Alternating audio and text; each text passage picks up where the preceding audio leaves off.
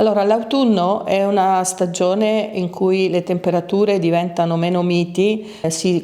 comincia a stare al chiuso nei luoghi confinati e quindi c'è un aumento della trasmissione di virus respiratori, quindi vanno ad aumentare quelle malattie che si trasmettono attraverso il respiro, attraverso l'aria dell'ambiente, per cui è importante vaccinarsi proprio per questo tipo di malattie. E una di queste è la malattia, l'influenza praticamente. L'influenza, il virus influenzale ha la caratteristica di cambiare un po' la propria conformazione da stagione in stagione ed è questo il motivo per cui non è sufficiente vaccinarsi una volta, ma bisogna rinnovare la vaccinazione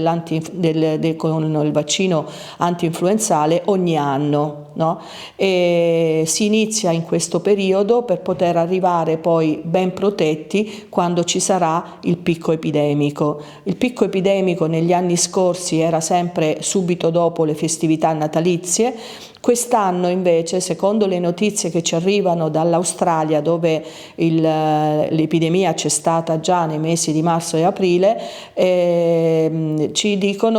dati ci dicono che arriverà in anticipo ed è questo il motivo per cui la Regione del Veneto ha anticipato l'inizio della campagna vaccinale antinfluenzale, non più alla fine di ottobre, inizi di novembre come ci aveva abituato negli anni scorsi, ma addirittura a partire dall'11 ottobre e progressivamente entro e non oltre il 24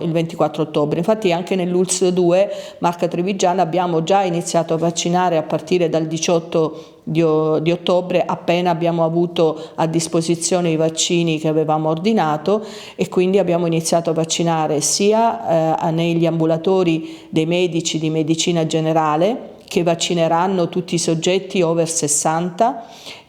quindi a partire dai 60 anni di età, e poi tutti gli adulti e gli adolescenti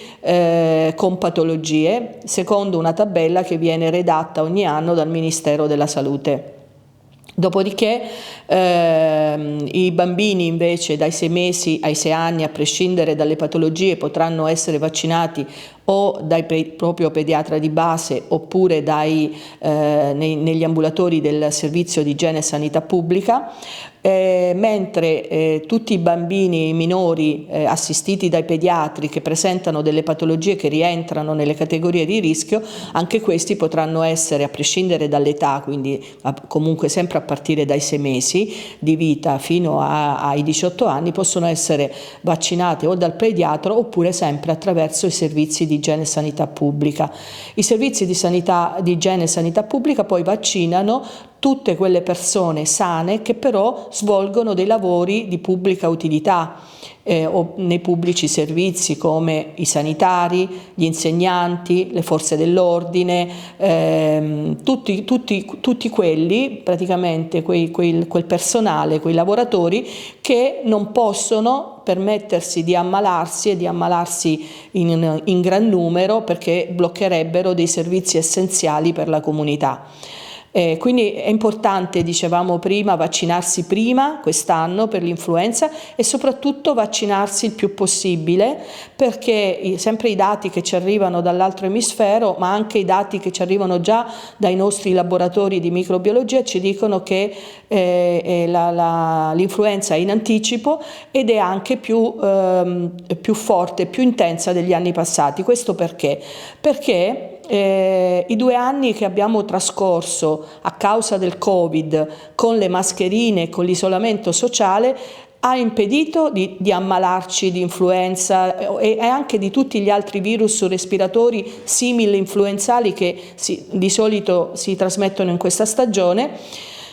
Però allo stesso tempo, non ammalandoci, abbiamo anche avuto meno immunità naturale e quindi le nostre difese, adesso che cominciamo a non avere più l'isolamento sociale, a non usare più le mascherine, no? Nei mezzi di trasporto, nei luoghi pubblici, al supermercato eccetera, fa sì che questo ci renda molto suscettibili a tutti i virus a trasmissione aerea. quindi virus che attaccano l'apparato respiratorio come appunto l'influenza. Quindi è importante vaccinarsi, anche perché sta circolando anche molto il virus, il Covid, la SARS-CoV-2 continua a circolare, continuiamo ad avere contagi positivi, no? Soggetti positivi in gran numero, e quindi è importante vaccinarsi per l'influenza anche per poter meglio fare una diagnosi differenziale fra le due malattie nei soggetti soprattutto a rischio, che rischiano maggiormente poi le forme gravi e l'ospedalizzazione sia per l'influenza che per il Covid. Attualmente, per quanto riguarda il Covid, è in atto la vaccinazione per le quarte dosi, quindi il secondo booster, e nei soggetti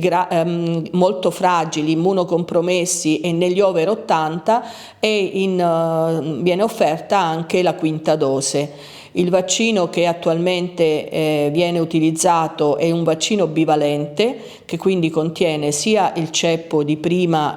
isolamento, no? Di prima utilizzo, che era il One, e poi il ceppo del corrispondente all'Omicron 5, il BA4-5. Questo vaccino serve non tanto a garantirci una protezione dall'infezione, quanto proprio a cercare di debellare le forme gravi e le ospedalizzazioni da Covid. Questo perché è importante non avere più quella pressione che avevamo negli anni scorsi sugli ospedali, e soprattutto non avere più le morti che abbiamo avuto in passato a causa del Covid, insomma. Quindi è importante chi ha diritto ad avere la quarta o la quinta dose che si presenti negli ambulatori vaccinali dell'ULSS, un po' in tutta la regione Veneto, in particolare poi io lavoro nell'ULSS 2 Marca Trevigiana, per sottoporsi alla vaccinazione, insomma, perché solo in questo modo possiamo rendere un po' meno difficile la vita con il Covid. Coloro che hanno dei dubbi sulle vaccinazioni, soprattutto riguardo le vaccinazioni che adesso stiamo offrendo alla popolazione generale, quindi la vaccinazione per il Covid o la vaccinazione antinfluenzale, i riferimenti possono essere sicuramente il proprio medico di medicina generale, che ha tutte le conoscenze possibili per poter rispondere alle varie domande che vengono poste, e poi i siti istituzionali, quindi il Ministero della Salute, il sito del Ministero della Salute, il Ministero dell'AIFA, oppure il sito dell'ULSS 2 Marca Trevigiana o delle varie ULSS di appartenenza. È importante poi rivolgere anche le richieste di informazioni ai medici vaccinatori che si trovano all'interno dei CVP, dei centri di vaccinazione di popolazione, insomma, perché ormai hanno acquisito notevole esperienza, insomma, e conoscenze riguardo ai vaccini che andiamo somministrando, per cui sono in grado di risolvere qualsiasi tipo di dubbio, insomma. L'importante comunque, quando si cercano delle informazioni scientifiche, mediche, è importante che sempre andare a verificare la fonte di quanto viene scritto, insomma, che sia una fonte attendibile, scientifica, verificabile, e soprattutto meglio una fonte istituzionale come un Ministero della Salute, come l'Istituto Superiore di Sanità per quanto riguarda l'Italia, oppure degli istituti corrispondenti anche stranieri, anche europei, insomma, però che siano delle fonti effettivamente affidabili, che non diano spazio alle fake news.